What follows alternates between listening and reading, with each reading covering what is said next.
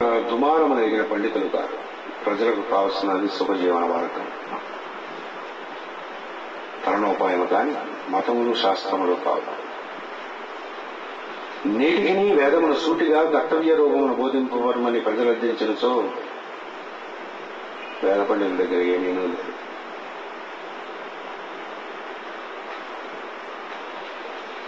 పండిత గోష్ఠుల్లో అపూర్వమైన విషయం ఉండవచ్చు, కానీ అక్కడికి వచ్చి అవసరం మంచి గోల్డ్ పండిత గోష్ఠులు వాటికి వెళ్ళాం. ఎందుకు వేస్ట్ ఆఫ్ టైం, అంతకన్నా ఇంకేం ఉండదు. వీరు ఎందుకు వాదించుకున్నది చాలో ప్రజలకు బాధపడదు. పండితులు పామరులకు సేవ చేయటం ఇంకనూ నేర్చుకునవలసి ఉన్నది. ఈ సేవ వల్ల లభించవలసిన పదార్థం పాండిత్యమా లభించదు. ఏ దేశముల పామరజనులపై పెద్దలకు ఆధారము ఔదర్యము కలుగునో ఆ దేశం మాత్రమే జాతీయత వర్తింది. ఇన్ని విధములుగా యోచించి అన్నిటికీ పరమార్థం భాగవతం సిద్ధించే దీనిని వివరించడం అన్నిటికంటే ముఖ్యమైన దాంట్లో ఏమాత్రము సందేహం. భారత భాగవతము రామాయణము సక్రమముగా సమగ్రముగా భారతీయ దేశ భాషలో అనువదింపబడిన గౌరవం ఒక్క తెలుగు వారికి భాషకే తగ్గింది. అంతేకాదు వారికి కావలసిన జీవలక్ష్యం గల కవులు వారి అనువాదముగా ఏర్పరిచి భావనా ప్రధానము తిక్కన స్వభావం భారతంలోకి సరిపోయినట్లు రసభావ ప్రధాని యొక్క పోతన జీవలక్ష్యము భాగవతములకు సరిపోయింది. అనగా తిక్కన భాగవతము రచించను, పోతన భారతము రచించను, తెలుగున పంచమేద పరిచయం అసాధారణముగా ఉండేది కాదు.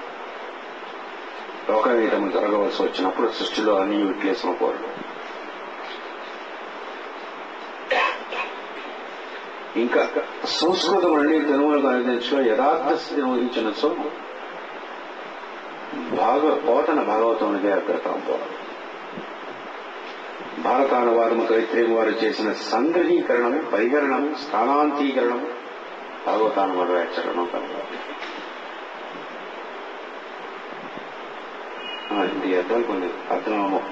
సంగ్రహీకరణం అంటే అందులోంచి కొంచెం కుదించి రాయటం, పరిగణం అంటే కొన్ని ఎత్తేయడం, స్థానాంతీకరణ ఒకతోడు చెప్పాల్సింది ఇంకోతోడు చెప్తా ఉన్నారు. ఇటువంటి పిచ్చుకొని మాత్రం పోతన చేయలేదు. తక్కన వాళ్ళు చేశారు. నేను ఈ వేళ రచించే ప్రణాళిక దిగువదం గాను అది. అందుకు ఇక్కడ వరకు మనం ఇది ముఖ్యం. ఒకటి పరిచయం.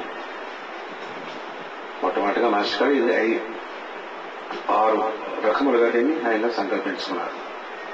కవుల యొక్క అనువాదుల యొక్క కావ్యం యొక్క పరిచయం చేస్తారు. గ్రంథమందుల విషయములకు విశేషములతో పాటు వచన వివరణం, బోధన చేయ చెప్పబడిన గ్రంథ భాగం లోపల ఉంటుంది. పద్యాలు ఎప్పుడు మనం చదువుకుంటాం. ప్రతి పద్య గద్యములకు టీకాతాత్పర్యం, గ్రంథమందుల సంకేత పదములు ఉండడానికి సంప్రదాయం యొక్క దేశకాలాదుల యొక్క వివరణ. ప్రతి సంపుటములందు ఇదే క్రమం పాటింపబడింది. ప్రతి పద్యములకు దిగువ టీకాతాత్పర్యం రచించో సులువుగా ఉండని ఒకరు సూచించిన కానీ పద్యములకు ధారాళంగా పాలన చేసుకోవడం ఇది అంతరాయం కలిగించింది. అంచేది ఏం చేశారంటే మొట్టమొదటి భాగవత ప్రకాశం రహస్యం అంతా ఉంటుంది, మధ్యలో పద్య భాగం ఉంటుంది, లాస్ట్ లో మొట్టమొదటిలో మాస్టర్ మేము ప్రింట్ చేసేటప్పుడు లాస్ట్ లోనేమో టీకా తత్పర్యాలు. అంటే మధ్యలో పద్యభాగం అంతా కంటిన్యూస్ ఉండబెట్టేటప్పుడు పారాయణ చేసుకునేది బాగుంటుంది అన్నమాట. అందుకని అలాగప్పుడు కంపోజ్ చేశాం. పద్య సంఖ్యను బట్టి టీకా తాత్పర్యం చూసుకుంటూ సులభం. టీకా రచించడంలో 10 మందికి తెలిసిన చిన్న చిన్న పదములను విడిచి మిగిలిన వార్త మాత్రమే రచించింది. అందు గ్రంథమందుల విషయములకు అనుబంధముగా వినపడిన ప్రత్యేక అంశములు నేను ఇచ్చిన ఉదాహరణలు కుండలీకరణం చేసింది.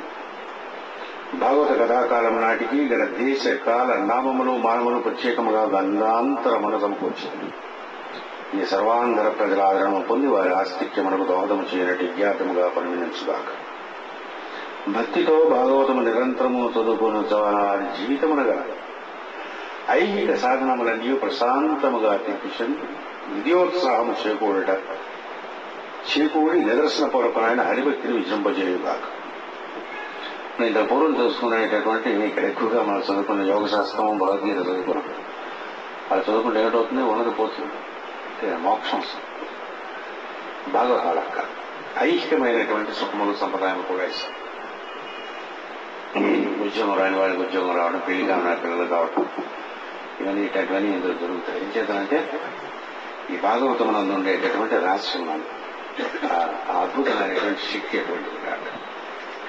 మాస్టర్ గారి పుస్తకం రాయడానికి రాసినటువంటి పూర్వరంగం ఇప్పుడు ఉపోద్ఘాతంలో తెలియదు. భాగవతం అనగా భగవంతుని గురించి చెప్పరాదు.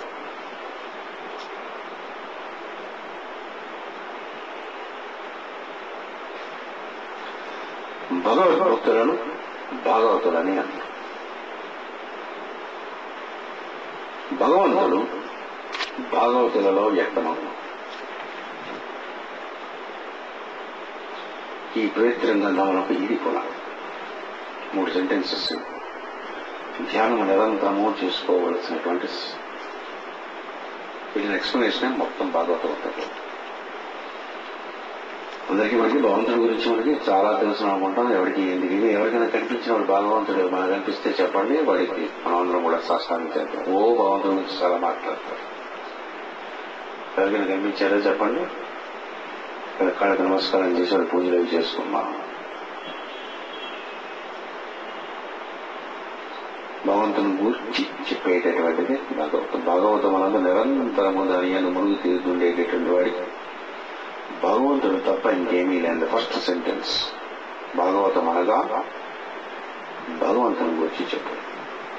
మనం ఎవరి గురించి చెప్పుకుంటున్నాం? భగవంతుడి గురించి చెప్పుకుంటున్నాం. భగవద్గీతలు భాగవతులు అని అందరు. ఈ భగవంతుడు నిరంతరము ఆరాధించేటటువంటి వాళ్ళు ఎవరైతే ఉంటారో వాడిని భాగవతులని పిలుస్తారు. భగవంతుడు ఎక్కడుంటాడు? భాగవతులు యందు. మొట్టమొదటి ప్రతిపాదన చేసినటువంటి ఫస్ట్ ప్రతిపాదన ఇది పునాది. ఎదురుగా భాగవత జనులు యందు భగవంతుని చూడలేనటువంటి స్థితి ఉండేటటువంటి వాడికి భగవంతుడు కట్టలేదు.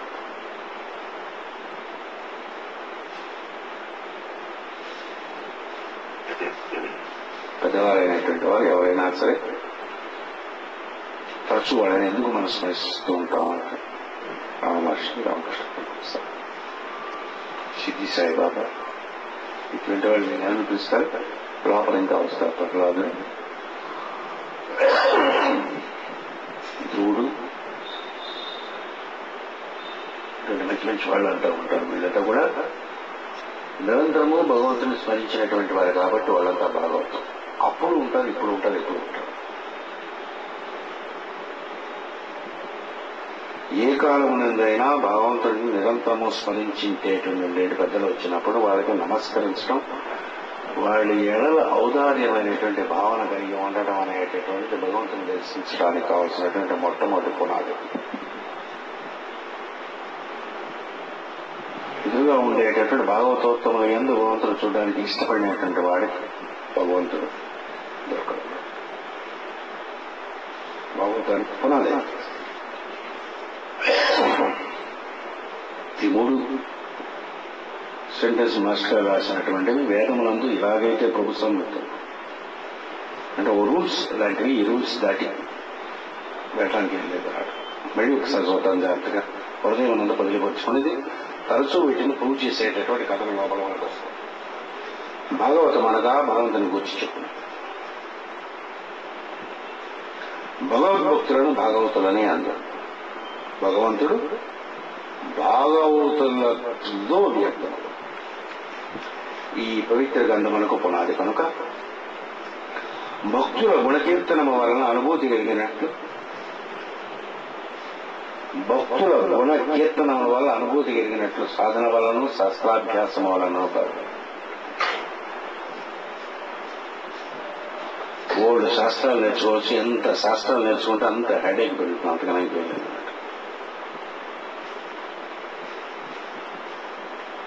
Engineering college professors, principals, medical college principals, professor